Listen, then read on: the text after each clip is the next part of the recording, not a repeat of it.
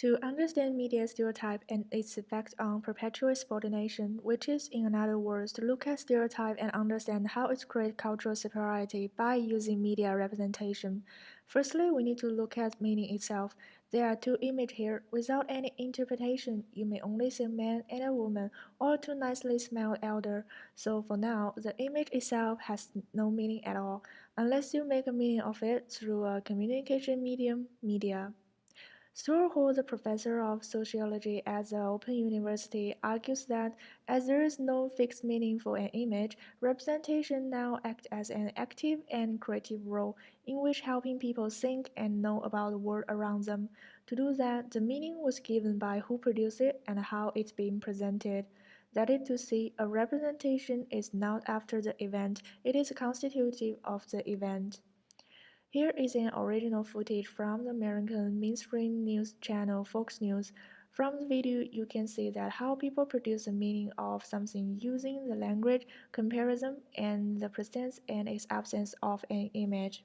In the first presidential debate, China was mentioned 12 times. So we sent Waters down to New York's Chinatown to sample political opinion. I like these watches. Are they hot? JC Penney 398. Who are you going to vote for? Clinton wife. Clinton's wife has a name. What is it? Oh man, I'd forget it. Snap out of it. Donald Trump beating up on China at the debate.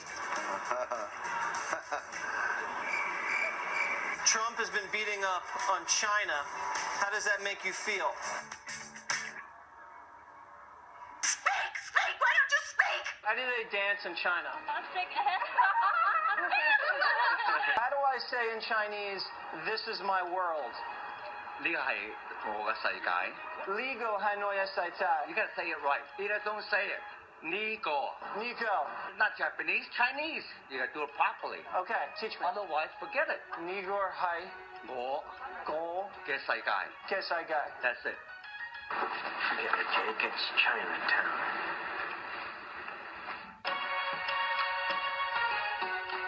There are just some clips from the original video. Well, don't be surprised, it is the original footage without any addition, and it is showed through the television to the public.